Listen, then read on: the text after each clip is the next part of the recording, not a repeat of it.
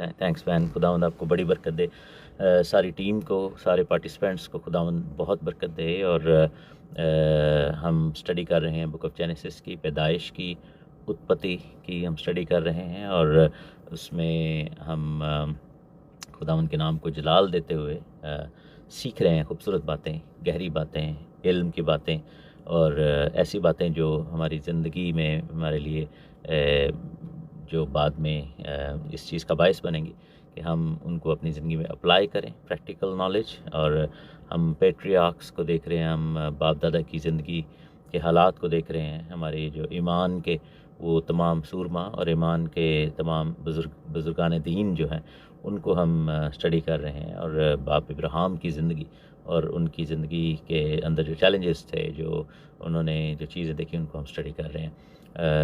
हम उस नहज पे पहुंच चुके हैं बुक ऑफ जेनेसिस में, जिसमें हम देखते हैं कि बाप इब्राहिम जो थे, अभी वो इब्राहिम नहीं कहलाए लेकिन इब्राहिम थे, तो वो निकल चुके हैं। अभी उनका आगाज़ है उस ईमान के सफ़र का जो कि उन्होंने किया, ईमान के साथ किया।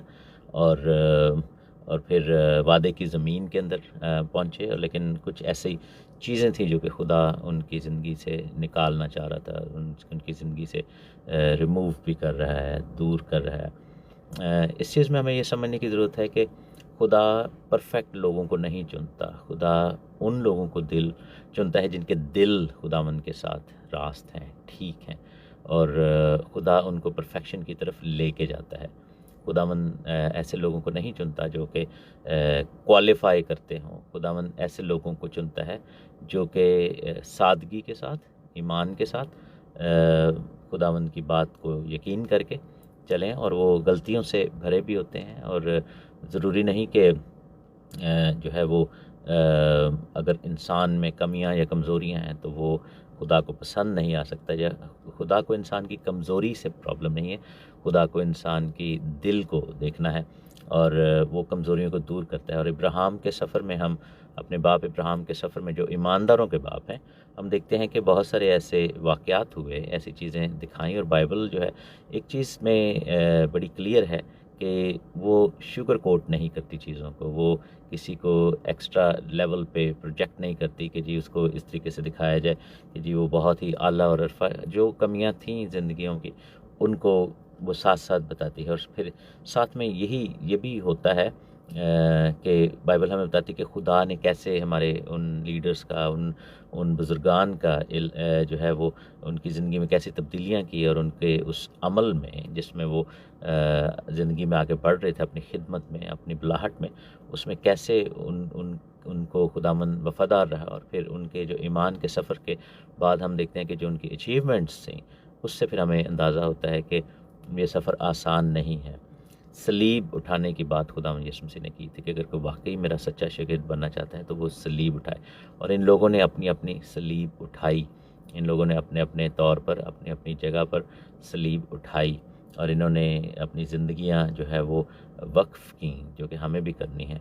और बाप इब्राहिम की जो कुछ ऐसी चीज़ें थीं जिसमें से खुदा चाहता था कि उनको आज़ादी मिले, डिलीवरेंस मिले, तो उसमें एक अपने साथ एक ऐसे शख्स को लेकर आना जो कि खुदा के प्लान का हिस्सा नहीं था। अपनी इंसानी मोहब्बत में, या फिर इस चीज़ में कि जैसे हम कई दफ़ा हम इस कमज़ोरी के अंदर होते हैं कि हम कहते हैं कि अच्छा चलो मैं चल रहा हूँ। अब उसमें दो चीज़ें सामने रख सकते हैं कि या तो ऑब्वियसली हम जो जानते हैं कि उनका दिल बहुत बड़ा था, वो प्यार करते थे अपने भांजे को, भतीजे को, और उसको साथ लेके आए, और वो उन पर फजल भी करना चाहते थे, रहम करना चाहते थे। प्लस ये था कि वो उनके मरे हुए भाई की औलाद था, सबसे बड़े भाई की, हारान की। तो हम ये देखते हैं कि इस वजह से भी एक तरह से अडॉप्ट किया हुआ था। लेकिन हमें ये भी देखना है कि लूत जो थे, वैसे तो हमारे जो मुसलमान बहन में उनको भी नबी समझते हैं, लेकिन लूत नबी नहीं थे। वो एक सिर्फ कैरेक्टर थे जो कि बाइबल में इब्राहिम की लाइफ के अंदर जिनका जिक्र है। और उनको साथ लाना जो था वो खुदा के पसंदीदगी में नहीं था। और हम देखते हैं कि उसके नतीजे फिर बाद में बहुत ही जो है वो गलत निकलते हैं। और यहाँ पर वो सेपरेशन का आगाज़ होता हुआ नज़र आता है। चैप्टर 13 में लिखा है कि इब्राहिम मिस्र से अपनी बीवी और अपने सब माल और लूत को साथ लेकर कनान के जनूब की तरफ चला, और इब्राहिम के पास चौपाए और सोना चांदी बकसरत था, और वो कनान के जनूब से सफ़र करता हुआ बैतएल में उस जगह पहुंचा जहां पहले बैतएल और आई के दरमियान उसका डेरा था, यानी वो मुकाम जहां उसने शुरू में ही कुर्बानगाह बनाई थी। वहां इब्राहिम ने खुदा से दुआ की, और लूत के पास भी जो इब्राहिम का हम सफ़र था भेड़ बकरियां, गाय बैल और डेरे थे, और उस मुल्क में इतनी गुंजाइश ना थी कि वो इकट्ठे रहें, क्योंकि उनके पास इतना माल था कि वो इकट्ठे नहीं रह सकते थे। इब्राहिम के चरवाहों और लूत के चरवाहों में झगड़ा हुआ, और केनानी और फर्जी उस मुल्क में रहते थे। तब इब्राहिम ने लूत से कहा कि मेरे और तेरे दरमियान में और मेरे चरवाहों और तेरे चरवाहों के दरमियान में झगड़ा ना हुआ करे, क्योंकि हम भाई हैं। क्या ये सारा मुल्क तेरे सामने नहीं? सो तू मुझसे अलग हो जा। अगर तू बाएं जाए तो मैं दाहिने जाऊंगा, अगर तू दाहिने जाए तो मैं बाएं जाऊंगा। तब लूत ने आंख उठाकर यरदन की सारी तराई जो सुगर की तरफ है नज़र दौड़ाई, क्योंकि वो इससे पेशतर के खुदावन ने सदूम और अमूरा को तबाह किया। खुदावन के बाग और मिस्र के मुल्क की मानंद खूब सैराब थी। सो लूत ने यरदन की सारी तराई को अपने लिए चुन लिया, और वो मशरिक की तरफ चला, और वो एक दूसरे से जुदा हो गए। इब्राहिम तो मुल्क कनान में रहा, और लूत ने तराई के शहरों में सकूनत इख्तियार की और सदोम की तरफ अपना डेरा लगाया। और सदोम के लोग खुदावंद की नज़र में नहायत बदकार और गुनाहगार थे। तो यहाँ पर हम रुकते हैं, उसके बाद आखिरी आयत को थोड़ा सा देर में हम पढ़ेंगे। हम यहाँ पर देखते हैं कि कुछ स्पिरिचुअल प्रिसेप्ट्स हैं या प्रिंसिपल्स हैं जो कि हमें समझने हैं। अगर हम लूत के पर्सपेक्टिव से देखें तो अगर आप किसी ऐसे शख्स के साथ जुड़ते हैं जिसकी ज़िंदगी में खुदा का प्लान है, खुदा का मसा है, खुदा की हजूरी है, दुआ है, और खुदा उस शख्स के साथ बात करता है, तो बरकत मिलती है, आपको भी बरकत मिलेगी। लेकिन उसमें आपको फिर सबमिशन में और आपको फिर उस सपुर्दगी में आना पड़ेगा, सिर्फ उस शख्स बल्कि खुदावंद की तो मसा के आगे जो है वो आपको अपने आप को यानी कि पेश करना पड़ता है। यहाँ पर ये चीज़ नहीं हुई। हुआ ये कि लूत को इब्राहिम की वजह से बरकत मिली, और हालांकि लूत के पास अपनी कोई ऐसी कुछ क्वालिफ़िकेशन जैसा कुछ नहीं था जिसकी वजह से वो बरकत पाता, उसको इब्राहिम की प्रेजेंस की वजह से, इब्राहिम की जो कंपनी है उसकी वजह से बरकत मिली।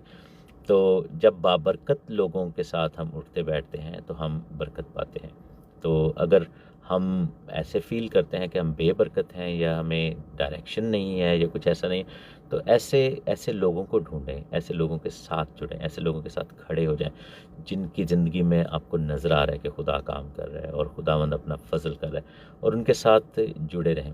और क्योंकि यहाँ पर जो सब कुछ लूत को मिला है उसके रीज़न जो है, उसका सबसे बड़ा जो ताल्लुक़ है वो इस बात से है कि वो इब्राहिम की वजह से मिला है। लूत को ना तो खुदा ने कहा था कि तू इधर से निकल अपने नातेदारों में से, ना तो लूत को ये विजन दिया था, ना तो लूत के लिए वादे की वो ज़मीन थी, ना तो लूत के लिए कुछ भी ऐसी चीज़ नहीं थी वहाँ पे जिसकी वजह से वो वहाँ पर आता। और वो सिर्फ़ और सिर्फ जो है वो इब्राहिम के कहने पर, या फिर ये भी हो सकता है कि 50-50 बंदा था वो, यानी कि हो सकता है कि वो ये सोचता हो कि चलो मैं इसके साथ रहूँगा तो मुझे ब्लेसिंग मिले। तो what ever is the reason, यहाँ पर आगे जाकर उनका दिल जो है वो उसकी असल चीज़ जो है वो असल गहरी बात, जो दिल के अंदर की बात जो है वो एक्सपोज होती हुई नज़र आती है।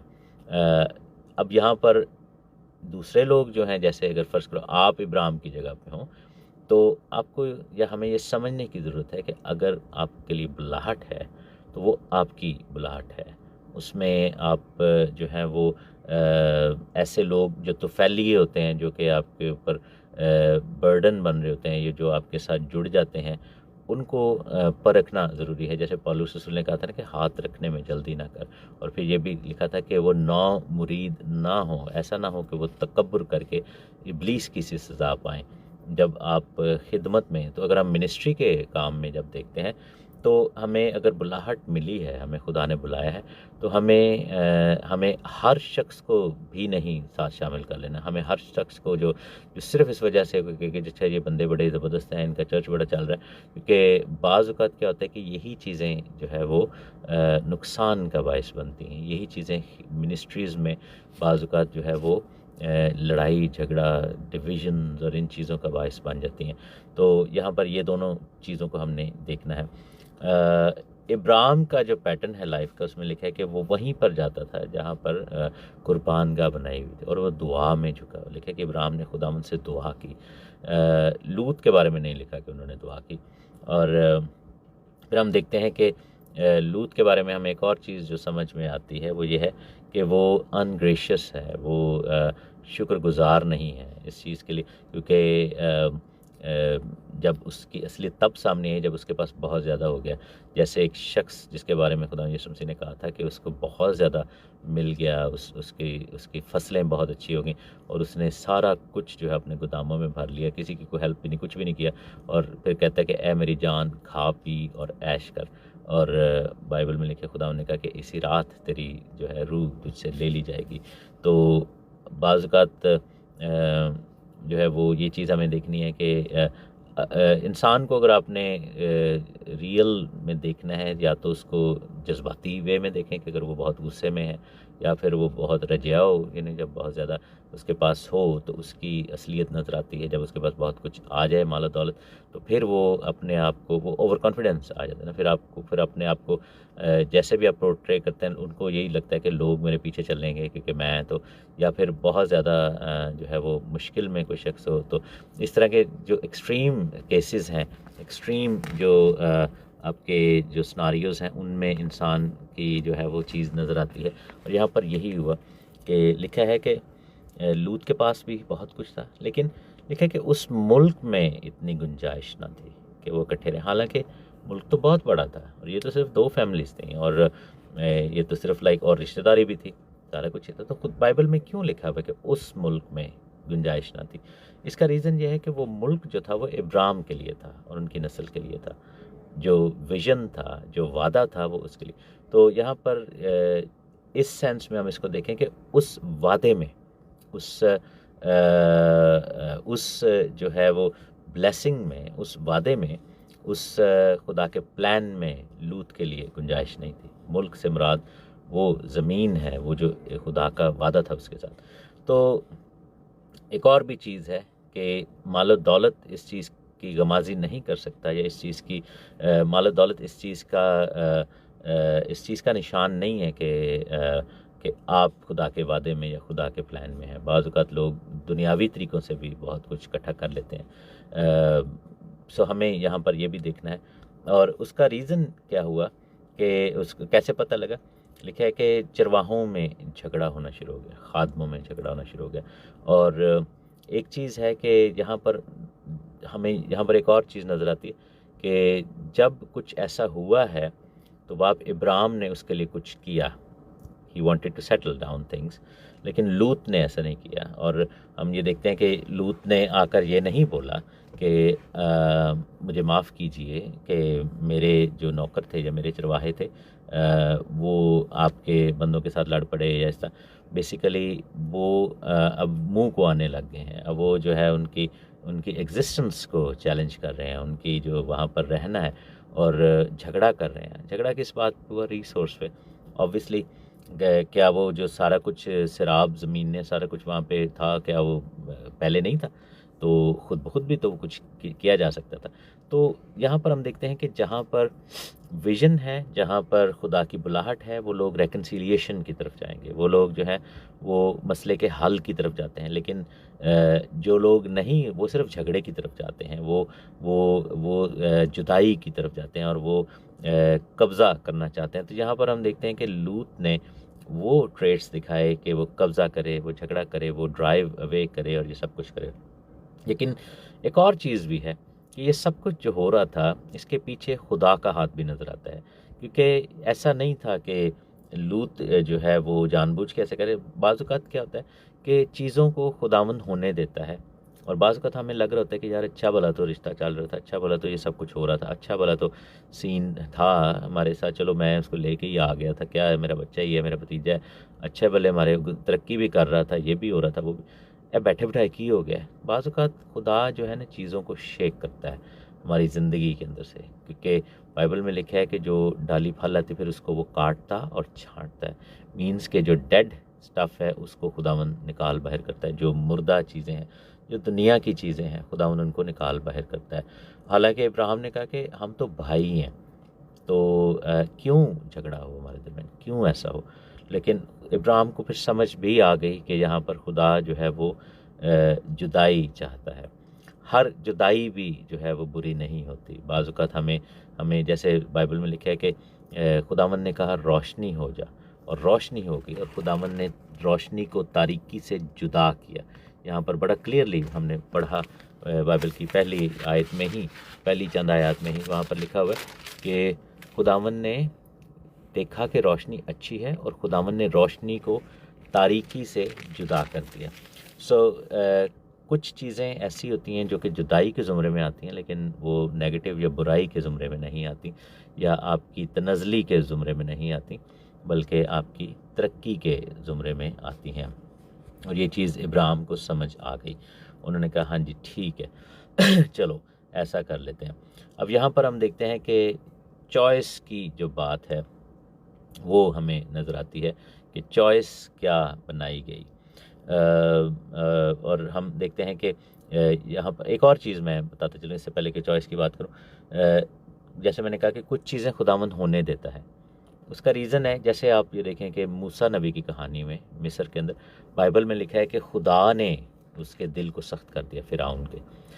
कई दफ़ा लोग मुझसे, जब मैं छोटा था तो मुझसे सवाल किया करते थे कि अगर खुदा कर रहा था तो फिर फ़िरौन का क्या कसूर था, कि उसका दिल तो खुदा सख्त कर रहा था, क्योंकि लिखा ना कि वो, तो उसका एक रीज़न था। उसका रीज़न था कि उसके दिल का सख्त होना उसकी सज़ा का हिस्सा था।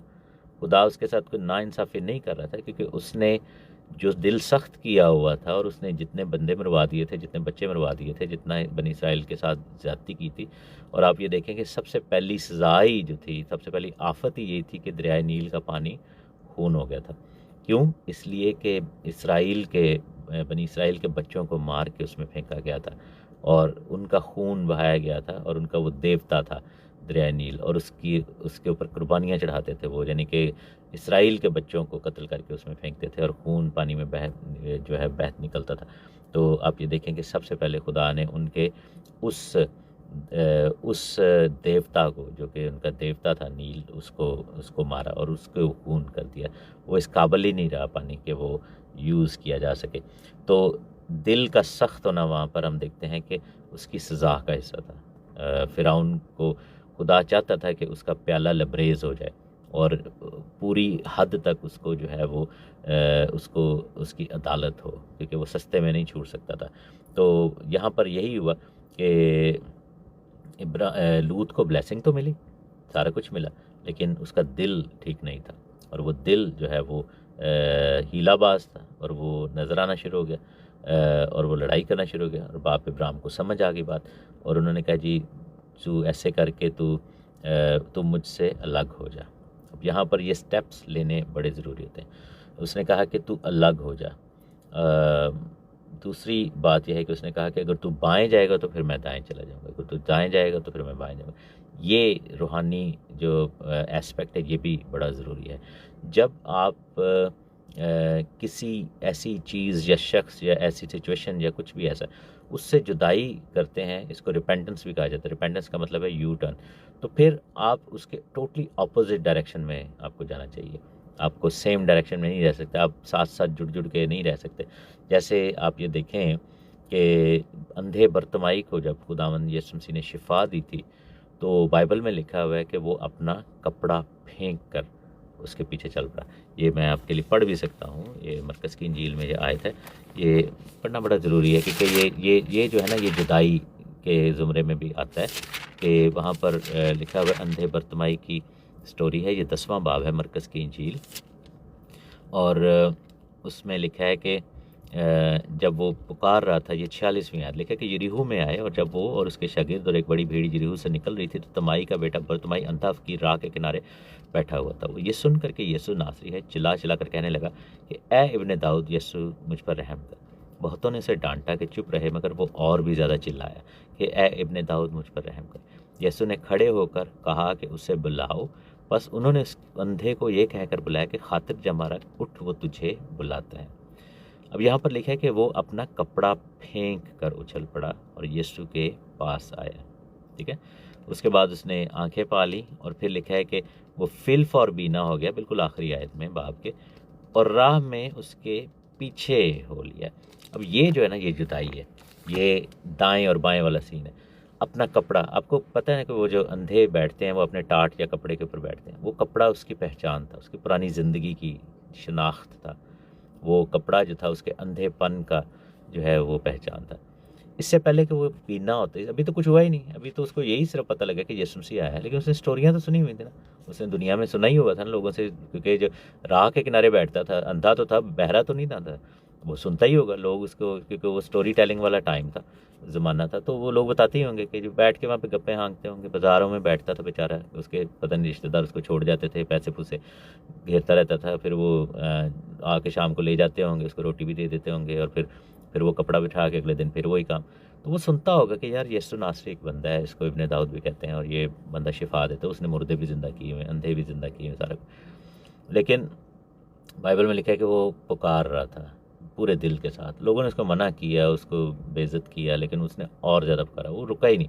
तो इतना ज़्यादा कि खुदावंद यीशु मसीह रुक गए, और उन्होंने कहा जिसको लेके आओ। अब दैट वाज द पॉइंट जिसमें जुदाई का टाइम था। अब ये नहीं लिखा कि वो कपड़ा साथ लेके गया, क्योंकि अगर कपड़ा साथ लेके जाता दैट मीन्स कि वो उसको डाउट था, क्योंकि उसको पता था कि वो कपड़ा छोड़ देगा अब, क्योंकि उसको ये पता था कि अब उसे उस कपड़े की ज़रूरत नहीं है जिस पर वो बैठकर भीख मांगता था, क्योंकि एक तरह से उसकी फ़िज़िकल आंखें तो बंद थी, लेकिन उसकी ईमान के और दिल की आंखें खुल चुकी हुई थी, और उसने वो कपड़ा उधर ही छोड़ दिया। उसने देखा था कि उसको पता था कि अब मेरा इस कपड़े से कोई ताल्लुक़ नहीं है, अभी तो उसके लिए कुछ भी नहीं हुआ। और जब यीशु मसीह ने पूछा कि मैं तेरे लिए क्या करूँ, उसने कहा मुझे आंखें चाहिए, मैं बीना हो जाऊँ, और वो हो गया।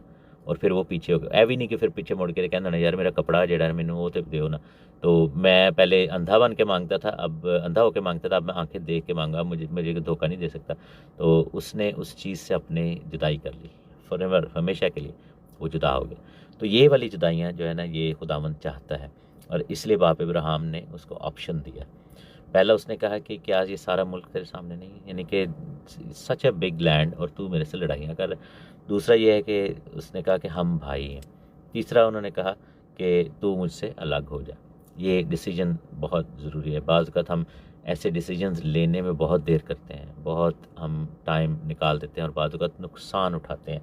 और फिर उसने कहा कि और जब तू बाएं जाएगा तो फिर मैं दाएं जाऊंगा, अगर तू दाएं जाएगा तो फिर मैं बाएं जाऊंगा। That is a clear distinction between कि अब तेरी राहें और मेरी राहें अलग हैं, मीन्स के तू अब उस विजन का हिस्सा नहीं है। ये चीज़ समझ आ गई।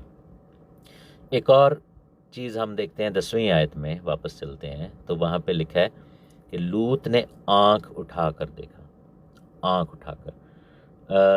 उसके बाद जब लूत चला गया तो खुदावंद ने भी इब्राहिम से कहा, 14वीं आयत में, लूत के जुदा होने के बाद खुदावंद ने इब्राहिम से कहा कि अपनी आँख उठा और जिस जगह तू खड़ा है वहाँ पे देख। ठीक है, तो दोनों ने आँख उठाई है, दोनों ने आँख उठाकर देखा है। लेकिन ज़बूर में क्या लिखा है कि मैं अपनी आँखें खुदावंद की तरफ लगाता हूँ। ज़बूर 121 में यही हम पढ़ते हैं ना, कि वहाँ पर खूबसूरत बातें लिखी हुई हैं। कि ज़बूर 121 में मैं जल्दी से आपके लिए पढ़ देता हूँ।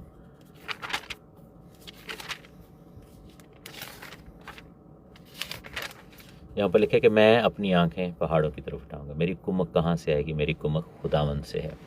तो यहाँ पर हम देखते हैं कि आंख उठाने में भी फ़र्क है। तो उन्होंने ये काम किया, आंख उठाई है, लेकिन देख क्या रहे हैं, ये दिल के अंदर है, और इस चीज़ का ताल्लुक जो है वो दिल के साथ है।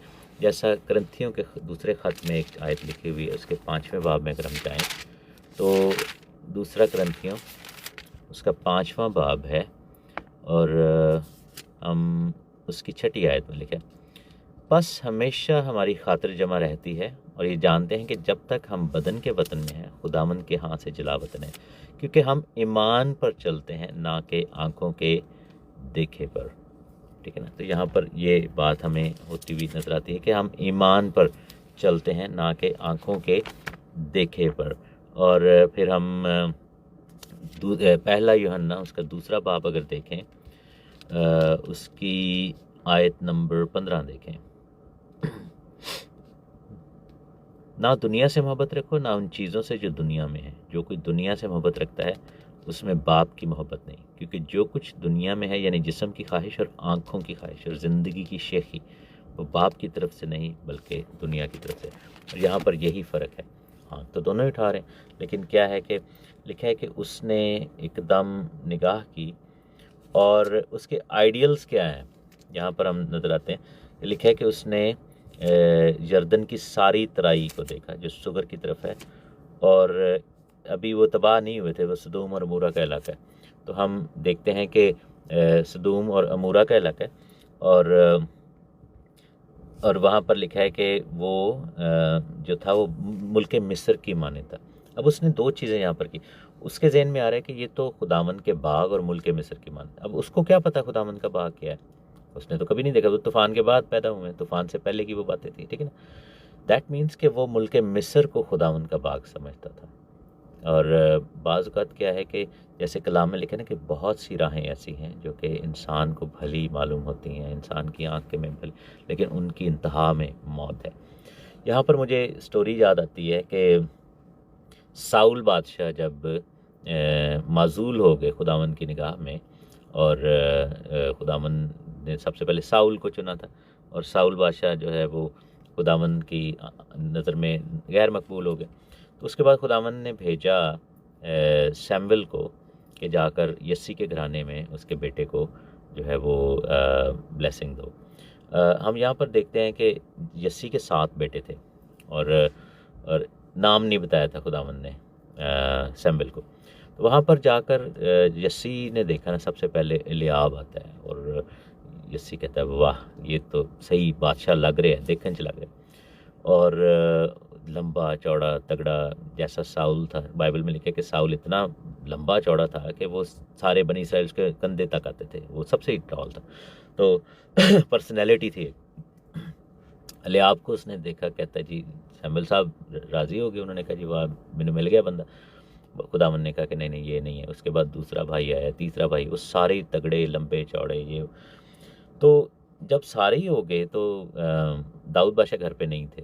तो बाइबल में लिखा है कि उन्होंने कहा कि तेरे सारे यही बेटे हैं, कोई और तो नहीं। उन्होंने कहा हाँ एक है जो बियाबान में रहता है, भेड़ बकरियां चराता है, सादा सा बंदा है। और ये लेकिन दे डिडंट नो कि वो बियाबान में बैठकर खुदावंद मेरा चौपान है, मुझे कमी ना होगी जैसे गीत लिखता है, वो प्रस्तिश करता है, वो गीत गाता है, वो जो है वो बियाबान में बैठ के रीछों और शेरों का मुकाबला कर देता है, क्योंकि उसमें खुदा की कुव्वत है, उसका खुदा का रूह उसमें काम करता है। तो वो बंदा खुदावंद के साथ चलता था। अब ये जो लोग थे ये आइडियलाइज़ कर रहे थे साउल को। हो सकता है ये सारे, क्योंकि वो आर्मी में भी थे बंदे, ये सारे फ़ौज में भी थे, और जाति जूलियत के वाक़े में हम देखते हैं कि दाऊद के भाई भी फ़ौज में थे। फिर हम देखते हैं कि सैमुएल जो थे वो आइडियलाइज़ कर रहे थे, उनको साउल जैसा ही कोई चाहिए था, लेकिन साउल तो नामकबूल था।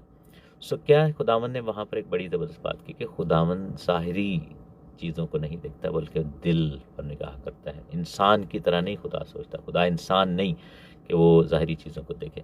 तो वहाँ पर क्योंकि एक चीज़ और भी हमें समझने की ज़रूरत है कि अगर खुदा साउल को आपकी ज़िंदगी से निकाल रहा है तो साउल जैसा दोबारा नहीं आपकी ज़िंदगी में को लाएगा, वो फिर दाऊद को लाएगा इसराइल के लिए।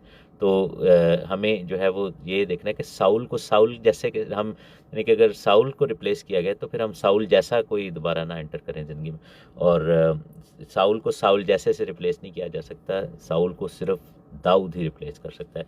इसी तरह पुरानी इंसानियत को सिर्फ मसीह जो है वो रिप्लेस कर सकता है, और जो नई पैदाइश बॉर्न अगेन होना जो है वो रिप्लेस कर सकता है। अगर हम पुरानी इंसानियत में से निकले हैं, साउल में से, मिस्र में से निकले हैं, तो फिर हम मिस्र जैसे नहीं, फिर हमें यरूशलेम जैसे बनना है। तो यहाँ पर यही हुआ। उसने कहा कि ये तो खुदावन के बाग और मिस्र की मानद है। उसके नज़दीक मिस्र जो था वो खुदावन का बाग है, लेकिन एक्चुअल में मिस्र तो गुनाह की ज़मीन है, मौत की ज़मीन है।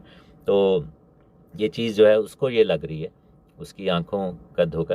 लेकिन एक और चीज़ यहाँ पर एक और नज़र आती है कि लूत जो है वो दुनियावी चीज़ों को, देखी हुई चीज़ों को, और ऐसी चीज़ें जो कि फ़ानी हैं, जो कि पेरिशेबल हैं, उनको बरकत समझ रहा है। लेकिन बाप इब्राहिम ने फ्री हैंड दिया। उन्होंने कहा कि ठीक है, जो तुझे बेहतर लगेगा तू कर। और यहाँ पर हम देखते हैं कि द चॉइस एक लूत की चॉइस है, जो कि दुनियावी चीज़ों को, रेल पेल को, दौलत को जो है वो अपने लिए बरकत समझ रहा है। और दूसरी तरफ जो है वो इब्राहिम है, जो कि ईमान पर खड़े हैं। और जो जॉर्डन का एरिया था वो ज़्यादा सैराब था, ज़्यादा हरा भरा था, और जहाँ पर ये थे वो शायद इतना नहीं था। लेकिन बाप इब्राहिम को एक चीज़ पता थी कि ये वादे की ज़मीन है। एक और चीज़ जहाँ पर जो हमें सीखने को मिलती है वो ये है कि आँखों का जो लिश्कारा है और जो बहकावा है, उसके लिए हमें अपने विज़न को नहीं छोड़ना चाहिए। विज़न को जो है वो जो खुदा ने बुलाहट दी है ना, उसमें मुश्किलात आएंगी, लेकिन हमें जल्द जो है वो चीज़ों के पीछे भाग के तो भुला नहीं देना चाहिए। खुदा उन वफ़ादार खुदा है, और यहाँ पर यही हुआ। और फिर बड़ी शिकायत लिखी हुई है 13वीं आयत में, लिखा है कि वो वहाँ पर चला गया और उन शहरों में गया और वहाँ पर सुकूनत इख्तियार कर ली, और सदूम की तरफ अपना डेरा लगा। और सदूम के लोग खुदावन की नज़र में नहायत बदकार और गुनाहगार थे। ये चीज़ यहाँ पर जैसे एक शिकायत के अंदाज में तौरेत ने लिखी है कि खुदावन, यानी कि जैसे कहते हैं ना, खुदावन स्टोरी बता रहे हैं और साथ में ये भी कह रहे हैं कि देखो किड्डे पैड़े लोग चला गए, इस तरह की जब हम बात करते हैं कि देखो शर्म नहीं आई कि कैसे पैड़े चॉइस की थी। इस तरीके से वो वहाँ पर लिखा हुआ है कि कितनी गंदी और बुरी चॉइस वहाँ पर थी। एक और चीज़ लिखा है कि जब वो इब्राहिम को छोड़ के गया तो लिखा है कि वो मशरिक की तरफ चला। ये हमने कॉन्सेप्ट पहले भी पढ़ा है कि जब आदम बाग-ए-अदन से निकले थे तो वो मशरिक की तरफ गए। जब हम देखते हैं कि काइन ने अपने भाई को मारा, वो मशरिक की तरफ गया। फिर हम देखते हैं कि जो बाबल के लोग थे या जो लोग थे वो मशरिक की तरफ सफ़र कर रहे थे, और यहाँ पर यही हुआ कि इब्राहिम को छोड़कर वो भी मशरिक की तरफ ही गया। So it's just like leaving God and godly place. और ये वही है, क्योंकि इब्राहिम जो है वो यरूशलेम में है और जेरिको या यरीहू का शहर मशरिक में है। और जैसे लूका की इंजील में लिखे ना कि एक आदमी जो है वो यरूशलेम को छोड़कर यरीहू की तरफ जा रहा था, और रास्ते में उसको डाकू पड़ गए और उन्होंने उसको अधमुआ करके मार के छोड़ दिया। और यही काम जो है फिर वो लूत के साथ भी हुआ। एक और चीज़ आगे जाते हैं कि चलो ये तो हमने सीख लिया कि उसने और फिर लिखा है कि वहाँ पर डेरा ही लगा लिया। ये ज़बूर 1 में लिखा हुआ है कि मुबारक है वो आदमी जो शरीरों की सलाह पर नहीं चलता। तो हो सकता है किसी ने इसको मत दी हो लूत को, और ख़ताकारों की राह में खड़ा नहीं होता और ठट्ठाबाजों की मजलिस में नहीं बैठता। यहाँ पर यही सीन है। और यहाँ पर 3 स्टेजेस हैं। पहले वो चल रहा है, उसके बाद वो खड़ा हो गया, और उसके बाद फिर बैठ ही गया। तो यहाँ पर हम देखते हैं कि उसने पहले एक्शन किया, पहले लड़ाई डाली, उसके बाद उसने चॉइस जो है वो अपनी वो दी, और उसके बाद वहाँ पे जाके डेरा लगा लिया। और आगे जाके हम देखते हैं कि यही चीज़ उसकी तबाही और बर्बादी का बायस बन गई। फिर लिखा है कि 14वीं आयत में कि लूत के जुदा होने के बाद खुदावन ने इब्राहिम से कहा। अब ये बड़ा एक्सप्लिसिटली लिखा हुआ है यहाँ पे, बड़ा क्लियरली, जैसे सरीहन लिखता है कि उसके बाद खुदावन ने इब्राहिम से बात की। मतलब कि खुदा जैसे वेट कर रहा था कि बंदा इधरों निकले तो मैं जो ना वादा दोबारा देना करा। तो लिखा है कि तब फिर खुदावन ने कहा कि हाँ जी हुण आओ ना, हुण गल हुण मज़ा है। तो लिखा है कि फिर खुदावन ने कहा कि अब अपनी आंखें उठा और जिस जगह तू है वहाँ से शुमाल और जनूब और मशरिक और मगरिब की तरफ नज़र दौड़ा, क्योंकि अब जो है there is no other person to claim. कोई ऐसा इब्राहिम की ज़िंदगी में बंदा नहीं है जो उसकी ब्लेसिंग के ऊपर क्लेम डाल सके या कहे कि जी मैं भी। क्योंकि आप देखें कि इब्राहिम के पास औलाद नहीं थी और लूत को अडॉप्ट किया हुआ था, और जितना बरकतें आती जा रही थी तो एक तरह, क्योंकि इब्राहिम को तो खुदा ने वादा किया ही था कि तुझे मैं ब्लेस करूँगा। लेकिन आप ये देखें कि लूत का होना वहाँ पर एक तरह से क्लेम है कि जी मैं भी तो तेरा बच्चा ही हूँ, मैं भी तो तेरा बेटा ही हूँ, या मैं भी तो तेरा अडॉप्टेड ही हूँ, तो ये मुझे भी देगा। तो लेकिन बाज़ औक़ात हमें क्या, ये रूहानी जंग में ये चीज़ होती है कि हमारे ऊपर कौन कौन सी चीज़ों का क्लेम है और हमने उनको बेदखल करना है, और जब वो बेदखल होती हैं तो फिर खुदावंद वादे को रीट्रेट करता है। और लिखा है कि शुमाल, जनूब, मशरिक़ और मगरिब, यानी कि चारों डायरेक्शन में, चारों तरफ अब कोई भी ऐसा नहीं है जो इंटरवीन कर सके, जो जो इब्राहिम को जो है उसकी बरकतों पर डाका डाल सके। एक है क्योंकि ये तमाम मुल्क जो तू देख रहा है, मैं तुझको और तेरी नस्ल को हमेशा के लिए दूंगा। अब यहाँ पर हम देखते हैं कि लूत ने तो हमें छोटा सा ही साइड पे एक वो ज़मीन दे के तो सेटल हो गया, लेकिन उसने कहा कि ये सारा मुल्क अब मैं तुझे दूंगा और हमेशा के लिए दूंगा। ये बड़ा, बहुत बड़ा वादा है हमेशा का, क्योंकि लोग कहते नहीं जी नहीं, ये नहीं, वो तो फलाना इनका राइट है या नहीं। यहाँ पर देखें कि हमेशा की ये बात हुई है कि फॉर एवर, और उसमें हम भी अब शामिल हुए हैं, इसलिए कि हम भी तो बाप इब्राहिम में शामिल हो गए, वादे में, मिरास में शामिल हैं। तो ये जो ब्लेसिंग्स हैं वो यहाँ पर हिब्रू का वर्ड है ले ओलाम व एद, जिसका मतलब है for ever and ever, non stop, जिसको कह सकते हैं अब्दी। तो हमारी जो ब्लेसिंग्स हैं वो अब्दी हैं, वो हमेशा के लिए हैं, ठीक है ना, हमेशा की ज़िंदगी की बात। खुदा जब आपको ब्लेसिंग देता है तो वो वापस नहीं लेता, वो फिर दे देता है, वो हमेशा के लिए होती है। It's for ever yours. हाँ, आप उसे फेंक सकते हैं, आप उसे धुतकार सकते हैं, लेकिन वो ब्लेसिंग आपके लिए हमेशा के लिए होती है। तो फिर लिखा कि ये तमाम मुल्क जो तुझ देख रहा है, मैं तुझको और तेरी नस्ल को हमेशा के लिए दूंगा। मैं तेरी नस्ल को खाक के ज़रों की मानंद बनाऊंगा, ऐसा कि अगर कोई शख्स खाक के ज़रों को गिन सके तो तेरी नस्ल भी गिन ली जाएगी। उठ और इस मुल्क के तुलो अर्ज में सैर कर, क्योंकि मैं उसे तुझे दे दूंगा। अब वहाँ पर हम देखते हैं खुदा ने कहा कि हुण एंजॉय कर, अब ज़रा जाके नापो, क्योंकि वादा ये था कि जहाँ तेरे पाँव का तलवा टिके, और ये बाद में यशवा ने भी, ये तो वो जगह मैं तुझे दूंगा। और खुदा चाहता है कि इब्राहिम जो था वो हर उस जगह को विज़िट करे। ये चीज़ हमें करने की ज़रूरत है कि हमें खुदावंद, जैसे लिखे ना कि दुश्मनों के फाटकों पर गालिब आओ, हमें क्लेम करना है और हमें अपनी मिरास को लेना है। जैसे लिखा है कि जो खुदा की बादशाही जो है वो ज़ोरावरों के लिए, और ज़ोरावर जो है उससे वो कुश्ती करके ज़ोर लगा के छीन लेता है। तो हमें जो है वो ये काम करना है। और यहाँ पर यही था कि खुदा उसको कह रहे हैं कि अब तू जाके ज़रा चक्कर लगा, अपना सारी जो है वो ज़मीन को देख लो कि ये सब तुम्हारे है। एक और चीज़ हम यहाँ पर देखते हैं कि खाक के ज़रों का जिक्र है, लेकिन आसमान के सितारों का जिक्र नहीं है। और वो बाद में जाके खुदावंद ने 15वें बाब में ये बात की थी कि आसमान के सितारे। ऐसा क्यों है? पहले खाक के ज़रों का क्यों है? इससे पहले कि आप आसमान के सितारे बने, आपको खाक का ज़रा बनना पड़ेगा। सो खुदावंद आपको जो है वो पहले हम्बल करेगा, उसके बाद आपको सरफराजी देगा। आप ये देखें कि यूसुफ की ज़िंदगी में भी ये था कि पहले उसके पूलों, उसको जो ख्वाब आया था वो ज़मीनी चीज़ों का था, पूले बांधे, उसके बाद सितारों और का ख्वाब आया था। तो इससे पहले लिखा है ना कि सरफराजी से पहले हलीमी है। तो हमें हलीम होना है, हमें पहले खाक के ज़रे बनना है, हमें पहले पैरों के नीचे आना है, हमें पहले मरना है, हमें पहले जो है वो।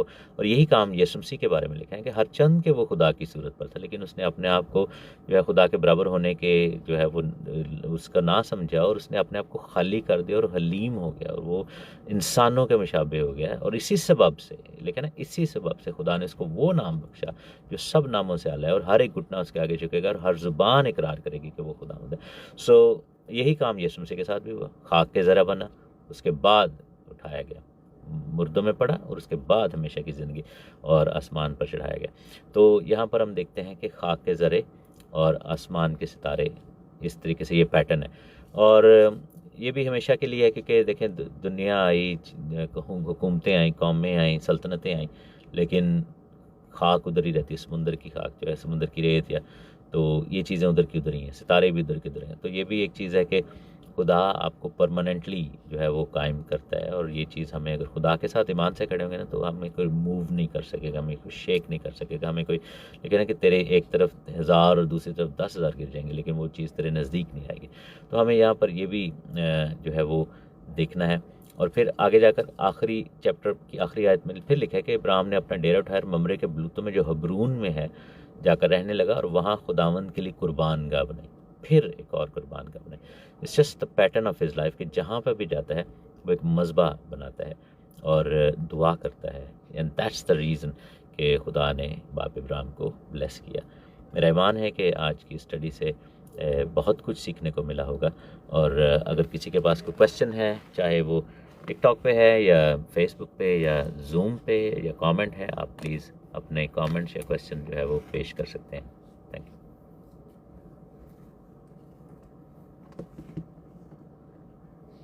Hallelujah, praise the Lord.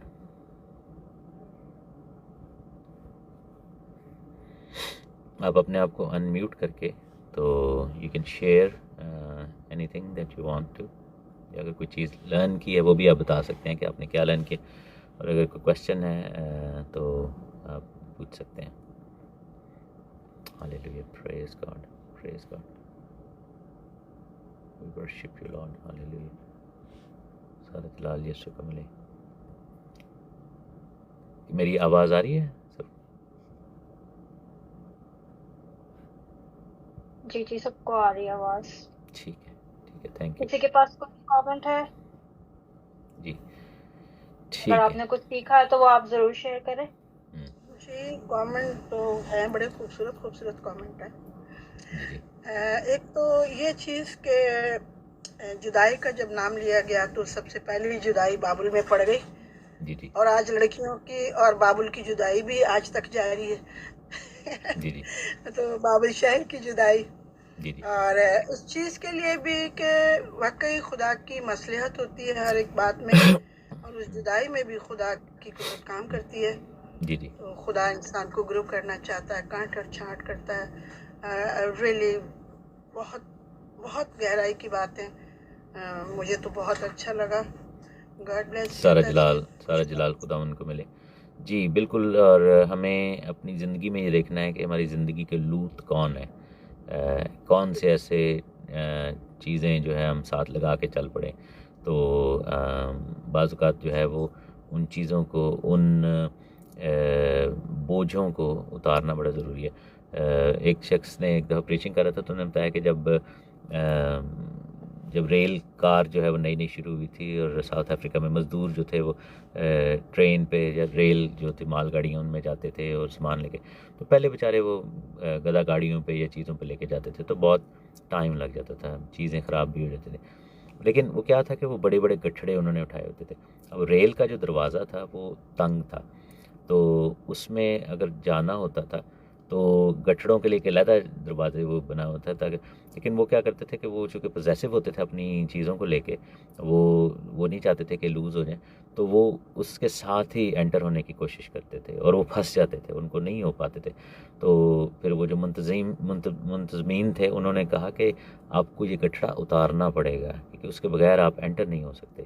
तो हमें जो है वो हमें ये देखना है, बहुत सारी ऐसी ब्लेसिंग्स हैं, उनको पाने के लिए हमको ऐसी गठड़ियाँ जो है लूत जैसी उनको उतारना है और उनको निकालना है ताकि जो है वो हम उस दरवाज़े से दाखिल हो सकें। क्योंकि इब्राहिम की ज़िंदगी के अंदर जो ब्लेसिंग्स में डिले भी आ रहा था, लोग कहते हैं कि 74 साल 75 साल के थे जब उनको खुदा ने वहाँ से निकाला और तकरीबन 99 साल के थे जब जाके उनको औलाद मिली। तो वो चीज़ें ऐसी होती गईं कि जिसकी वजह से बरकतें डिले होती गईं। हो सकता है वो बहुत पहले वो बरकत को रिसीव कर चुके होते, लेकिन ऐसे कुछ फ़ैसले थे, ऐसी चीज़ें थी जो कि बरकतों को डिले करती जा रही थी। तो ये एक जर्नी है जिसमें हम सीख रहे हैं कि किस तरीके से खुदावंद आप इब्राहिम का इलाज कर रहे हैं, उनकी ज़िंदगी को एक उस पॉइंट पे लेके आ रहे हैं कि then he doesn't have anything else, जो कि उस वादे को इम्पैक्ट कर सके जो खुदावंद ने इनको दिया था। जी, एक्सीलेंट। Praise God. ठीक है, तो अगले वीक हम जो है वो चैप्टर 14 को स्टडी करेंगे और सब लोग जो हमारे साथ शामिल हैं आपको बताते चलें कि ये ट्रांसमिशन टिकटॉक पे भी आती है, फेसबुक पे भी आती है और जूम पे तो हम करते ही हैं। हम एवरी वेडनेसडे, हम हर बुधवार मिड वीक बाइबल स्टडी ये करते हैं और इसमें हम जो है 10 बजे पाकिस्तान और 6 बजे यूके, 9 बजे मिडल ईस्ट और जो अमेरिका के टाइम्स हैं वो आपके सामने 1 PM ईस्टर्न टाइम और 10 AM पैसिफिक टाइम जो वेस्ट कोस्ट का टाइम है। तो अब जहाँ पर भी हैं, जैसे भी आप इसमें शामिल होना चाहें, आप ज़रूर हमसे रब्ता करें, मैसेज करें। अगर आपको डिटेल नहीं पता या आपको पता नहीं कि जूम को कैसे इंस्टॉल करना है या कैसे कनेक्ट करना है, you can always reach out to us. हमारे नंबर्स भी मौजूद हैं, डायरेक्ट आप मैसेज फेसबुक या टिकटॉक या किसी और भी ऐसे मीडियम पे कर सकते हैं। खुदावंद आपको बरकत दे। आखिर में मैं दुआ करूँगा। खुदावंद हम तेरे कदमों में आए हैं। ऐ खुदावंद जो कुछ आज हमने सीखा, खुदावंद तो हमें तौफीक दे कि हम अपनी रूहानी ज़िंदगी में उसको अप्लाई कर सकें। और ऐ खुदावंद तुझे मौका दें कि तू हमारी ज़िंदगी में वो चीज़ें, वो काम कर सके जो ऐ खुदावंद तूने अपने वादे के मुताबिक, अपनी मिरास की जो बशारत है उसके मुताबिक हमारे लिए रख छोड़े हैं। ऐ खुदावंद हमें तो तौफीक दे कि हम रेत के ज़र्रों की मानद, खाक के ज़र्रों की मानद बने, ताकि हम आसमान के सितारों की मानद भी बन सकें और मसीह के नक्शे कदम पर चलें। और हम जो है वो ऐ खुदा अपनी सलीब को उठाकर ताबेदारी के साथ तेरे साथ चल सकें। मसीह यीशु के नाम में बाप मांग लेते हैं, आमीन। आए हमारे बाप, तो जो आसमान पर है, तेरा नाम पाक माना जाए, तेरी बादशाही आए, तेरी मर्ज़ी जैसे आसमान पर पूरी होती है ज़मीन पर भी हो। हमारे रोज़ की रोटी आज हमें दे, और जिस तरह हम अपने कर्ज़दारों को माफ़ करते हैं, तुम्हारे कर्ज़ हमें माफ़ कर। हमें आजमाइश में न ला, बल्कि बुराई से बचा, क्योंकि बादशाही, कुदरत और जलाल हमेशा तेरे ही हैं, आमीन। खुदावंद आपको बरकत दे और आपको महफूज रखे। खुदावंद अपना चेहरा आप पर जलवागर फरमाए और आप पर मेहरबान रहे। खुदावंद अपना चेहरा आपकी तरफ मतवज्जो करे और आपको सलामती बख्शे। अब हमारे खुदावंद यीशु मसीह का फजल, खुदा बाप की मोहब्बत और पाक रूह की रफ़ाकत और शराकत अब से लेकर अब तक हम सब के साथ और दुनिया के तमाम ईमानदार मुक़द्दसीन के साथ होती है, आमीन आमीन। God bless you. Thank you everyone. God bless you all.